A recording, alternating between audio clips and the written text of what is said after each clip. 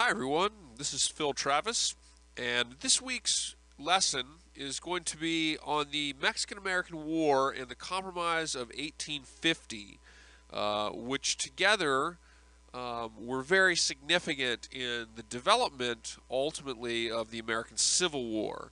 As the United States expanded and adopted new territories, increasingly the disputes over whether a state would be free or slave um, were exacerbated.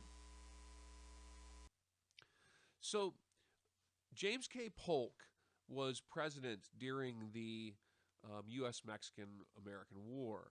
Um, you see these quotes here. These are by a book on Polk um, by a historian whose last name is Leonard and his first name escapes me right now, but that's not important.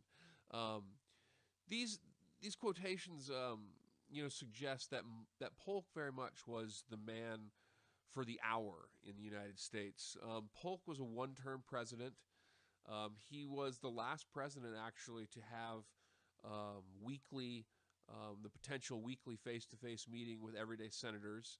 I mean, with everyday citizens. I'm sorry. You could come to the White House theoretically on Wednesday, take a number, so to speak, and meet with the president. He very much saw himself as a man of the people. He considered himself a Jacksonian, which was a term that referred to an era of mass democracy in the United States, an era in which the presidents saw themselves largely through the lens of being voices of the people and promoting states' rights and, in their eyes, Jeffersonian republicanism. Um, Polk understood that the United States was an expanding power, and he understood that the motives for expansion were um, intertwined with sectional issues, issues like slavery. And so he really understood the nation, and I think in a lot of ways he thought that the expansionist measures that he took as president, I think he believed that these expansionist measures would somehow alleviate those sectional differences. I think he also thought that it was in the best interest of the United States. So there's a few motives for the Mexican American War that are rather basic. One is obviously slavery and economic motives. Um, the expansionism of Polk, by the way, is not limited to the territories of Texas, New Mexico, the American Southwest, and California. Polk also acquired from Great Britain what we know as the Oregon country today, Oregon and Washington State. And these motives were the motives that drove him were um, issues of economic motives, in terms of people being able to go out and farm the land, issues of political motives involving slavery, the desire of Southerners to expand the slave system into the Southwest and thereby protect their um, their loose hold on the Senate in the U.S. government. There's also issues of trade involved in the motives for this period of expansionism by the U.S. government. The British were increasingly involved in Texas foreign policy. Remember, Texas actually revolted from Mexico in 1836, and Texas was regarded by the Mexican government as a territory in rebellion. And the British had made overtures towards Texas for cotton trade and foreign treaties. And the British were also making overtures in the Northwest, which is where, of course, British Columbia was divided from what we call the Pacific Northwest in the United States today. So issues of national security, international involvement, issues of economics, issues of trade, Pacific ports. Polk always had his eye on California because of the advantageous Pacific trade that it could bring, as well as political dynamics, all factored into the development of the Mexican American War, as well as the acquisition of Oregon country, or not the acquisition, but the settlement of the dispute over the northern border of Oregon country. The war in with Mexico really began largely out of responses to the Texas Revolution, as well as American intentions on California. California was populated lightly with Spanish Americans and Native Americans. There were even less people from the United States there, less than 1,000 when Polk became president in 1845. James K. Polk attempted to buy California, but the Mexicans were not in any mood to sell. They had already saw the United States as potentially encroaching on their territory. The United States was very much a complicit component in the Texas Revolution, even though we never took the step of annexing Texas before John Tyler did so, right as he was leaving office, just before Polk became president. John Tyler was the one who actually annexed Texas, but Texas had been 8 years since it had declared its independence from Mexico. This led to strained relations with the United States, as increasing amounts of Southerners with slaves were moving into Texas. These territories, Mexico and the United States, Mexico had banned slavery in these territories. Mexico and the United States had diplomatic issues of debt repayment, as the conflict over Texas became increasingly intense. The United States had said that following the annexation of Texas, so in 1845, at the very end of John Tyler's presidency, John Tyler annexed Texas, which had been asking for annexation for about 8 years since the Texas revolt from Mexico.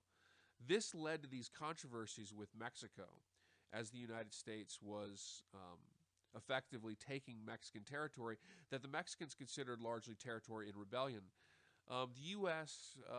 Insisted on the independence of Texas and demanded that the Rio Grande was the border, though Mexico completely disagreed that Texas was American territory at all.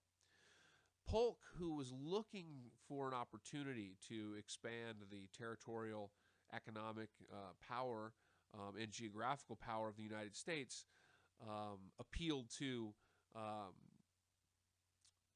the voice of manifest destiny. So many people moving west in the United States cried for manifest destiny, and so there was a lot of popular press to Polk's decision as well. Polk ultimately sent Zachary Taylor, pictured here, down to the region between the Nueces River and the Rio Grande, the area that was in dispute, and basically incited a war with the Mexicans by entering Mexican territory near Matamoros, which led to shots being fired and led to a U.S. declaration of war. Here's another map that depicts the operation. You can see Texas, where Taylor advanced from Corpus Christi down across the Rio Grande to Matamoros, effectively inciting a war with Mexico. Polk's objectives, of course, were, to get the Rio Grande border as the southern border of Texas, to acquire California, which was always one of his primary objectives. He thought maybe that this move could encourage harsher negotiations. It led instead to outright war, and the United States will win a fairly quick and relatively easy war with a Mexican state that had some serious economic and political issues at this time. Here's another map of the major naval and military movements during the Mexican-American War. You can see the red lines going into Mexico City. Those are the battle lines of Zachary Taylor and Winfield Scott Hancock. These were great American generals who made their name on their service during the Mexican-American War. And, of course, Zachary Taylor became president after his service, and Winfield Scott almost did. Fremont and Kearny both moved across the American West. Kearny took Santa Fe without a shot fired from Mexico, and Fremont, of course, became integral in the inciting of the so-called Bear Flag Revolt and the establishment of California independent of Mexico. It's another map. You can see some of the dates for some of these major battles. This was a rather one-sided conflict. It doesn't last a long time. Mexico was very weak, and the Americans won crushing victories as a result. The war was, in a lot of ways, a precursor to things to come. You had a lot of components of the Mexican-American War that would also be components of the American Civil War. You had city and siege warfare in some cases. You had trench warfare in some cases. You had the usage of heavy artillery, U.S. mobile units, these types of things, all of which would become very significant factors in the American Civil War, these early industrial conflicts. Disease was also a major factor in the conflict. Yellow fever, dysentery, diseases like this cost a tremendous amount of lives for the Americans as they fought in areas of the Gulf Coast that were very hot and mosquito-ridden. There's also a lot of significant young leaders that come out of this. Ulysses S. Grant, Robert E. Lee, George B. McClellan, Stonewall Jackson, Jefferson Davis, who of course was the future president of the Southern Confederate States, all fought in the war in Mexico. And you see here pictured some of the major Mexican battles in Mexico, the occupation of Mexico City, the Battle of Monterrey, and also the Battle of Buena Vista.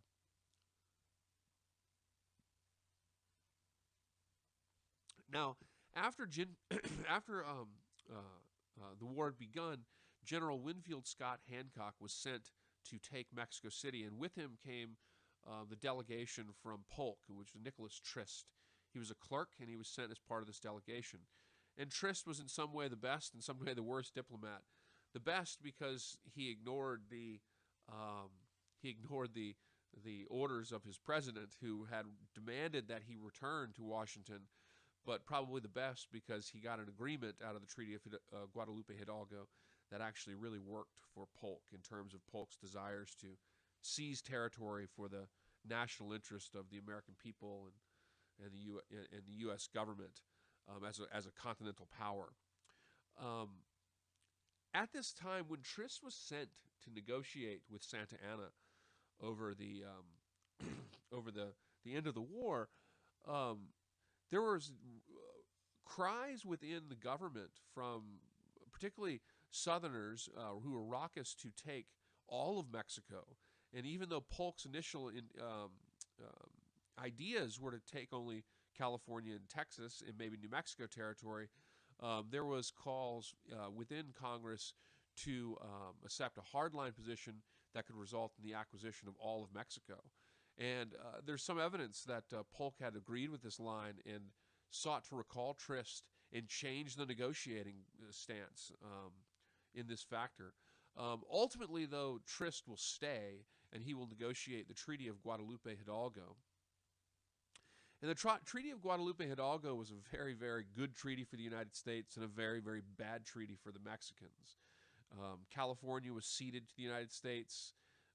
The Rio Grande border with Texas, and Texas was allowed to stay in the United States, all of New Mexico territory, and the U.S. pays about $15 million for this territory. So it was a huge, huge land grab for the United States. The United States seized over a third of Mexican territory in a short year-and-a-half long war.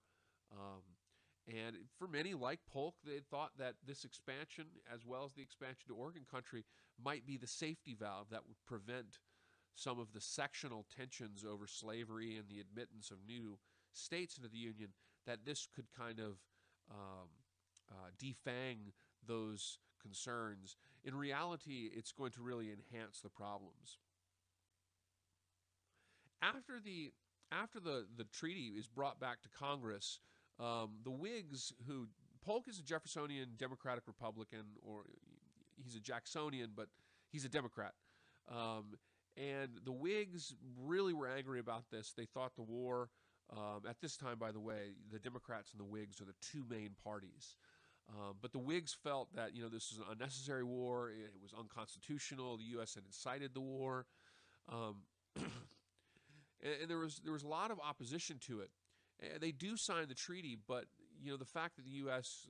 basically decided to purchase the territory was probably one of the key reasons why a lot of Whigs voted for this treaty. It was unpopular. Another controversy that begins to arise as a result of this huge land grab of territory through war came with the Wilmot Proviso. And the Wilmot Proviso, though it never became law, and in a large degree the Wilmot Proviso was a case of Northerners, of Northern Democrats taking a shot at Southern Democrats, by because they were angry because of how the Southern Democrats had kind of um, monopolized the political debate and monopolized the party. The Wilmot Proviso um, the Wilmot Proviso provided that all new states, new territories should be free, that there should be a ban on any new territory or state being a slave state. And this led to increasing debates over the issue of free or slave.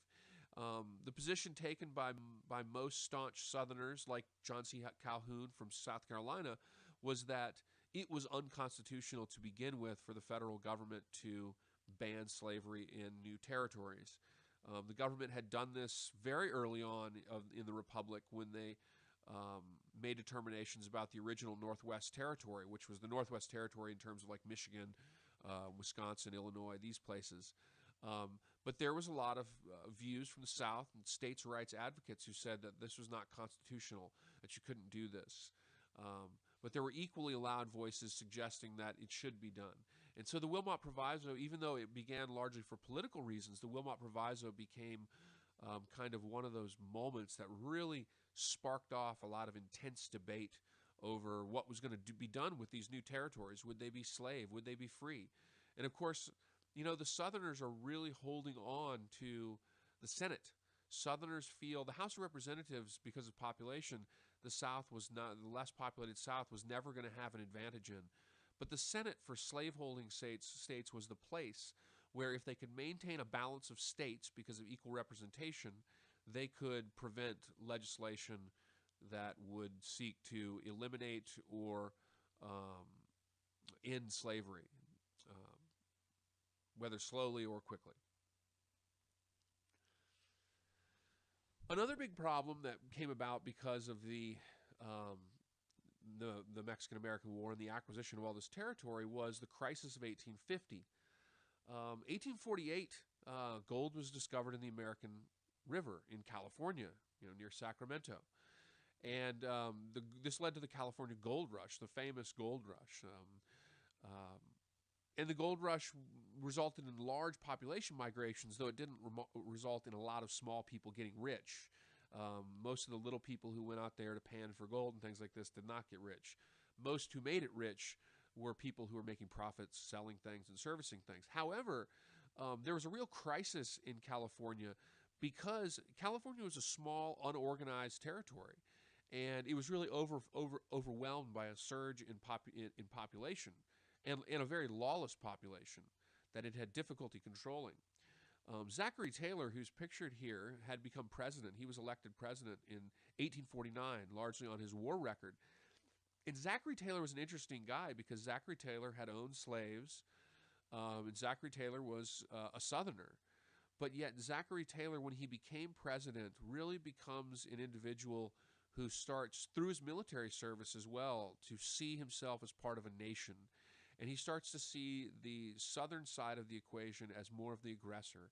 And Zachary Taylor begins to take a position of opposing expansion of slavery. Zachary Taylor had actually effectively, recanted his old slave-owning ways and instead became a Southerner who was a Northern leading president. Zachary Taylor encouraged California and when New Mexico was ready to organize themselves and submit constitutions as free states. And this really created a lot of anger in the South, especially after California hastily drafts a constitution and does apply for statehood as a free state. The South becomes very angered, thinking that this will tip the balance in the South, that this will be the thing that will cause the South to lose control when it comes to its ability to insulate the peculiar institution of slavery. Now, Zachary Taylor will never back down in this. Zachary Taylor, and he will die in office, and it is kind of interesting. We'll never know what would have happened if he had remained president. But Zachary Taylor really drew a line in the sand and said, the South is out of line, the Southerners are more of the aggressors, and it's right that these states be free states. And he refused to change his position. And even when Texans had a claim over territory around Santa Fe in New Mexico, Even then, Zachary Taylor threatened to march federal troops on Texans. A lot of Southerners were shocked by Zachary Taylor. They called him a traitor because he was a Southerner, but yet he was taking actions which seemed to favor the sectional North. So the big issues about California are, of course, California one becoming part of the Union as a free state. Another was disputed Texas land claims. Texas was claiming much of New Mexico. Another issue surrounding this compromise of 1850 was the Fugitive Slave Law. The Underground Railroad, which was, secretly operated by individuals like Harriet Tubman, it was opposed vehemently by Southerners. The Underground Railroad had become increasingly successful in helping escaped slaves find freedom in Canada. And Southerners were very angry with this. There were so-called fire eater secessionists who were radical secessionists in the South who were meeting to consider seceding from the Union. And so the country was very much at a tipping point. California and the Western Territories ignited an explosive seed of sectional dispute. So Congress met, and this meeting of Congress in 1850 was the last coming together of three of really the Jacksonian era's greatest minds. Henry Clay, who's pictured here, from Kentucky, who's known as the Great Compromiser. And Henry Clay, of course, had been famous for his compromise over the Missouri crisis of 1820, in which Missouri entered as a slave state and Maine became a free state, but there was to be no slavery above the 3630 line. This was one of his great accomplishments, and over his career he was continually taking measures to try to sow together the seeds of dissent in the country and prevent the country from disuniting. His position was largely that, we should adopt a more aggressive fugitive slave law and have concessions accepted on both sides. Likewise, John C. Calhoun, pictured here, who's from South Carolina, sometimes referred to as the Great Nullifier, because John C. Calhoun was infamous for his involvement in the so-called nullification crisis of 1830, in which, during the presidency of Andrew Jackson, South Carolina sought to nullify federal law when it came to collections of tariffs. Calhoun was a strong advocate of states' rights, and Calhoun believed fundamentally that when it came to the fugitive slave issue, that the United States should just enforce the laws, that it shouldn't be an issue to begin with. He also believed fundamentally that it was unconstitutional to ban slavery in new territories, that it should be down to the popular sovereignty, the rights of those territories to make that decision. The other player, pictured here, and you can see these pictures, by the way, these are all paintings and or images of individuals at the end of their career, so that's why they look old. Like Daniel Webster right here. Daniel Webster, who backed Henry Clay and also promoted popular sovereignty. Daniel Webster gave an impassioned plea when Congress met, a plea towards union, a plea to his perspective as not a Southerner or a Northerner, but as an American. And in this respect, he was certainly opposed to expansion of slavery. Both Clay and Webster strongly opposed the expansion of slavery, but both also believed that, popular sovereignty, the expansion of slavery into the Western territories, probably wouldn't happen because of the nature of the way the environment and the geography was in these areas. So Webster largely backs Clay and begins a call for popular sovereignty in the Western territories as a way of taking the voice or taking the criticism from Southerners away and accepting that those territories probably wouldn't become slave anyway. That was Webster's idea. He thought the land didn't lend itself to it. Taylor opposed compromise, Zachary Taylor, the president, and he was even considering marching on Texas over the issue of Texas land claims to parts of New Mexico.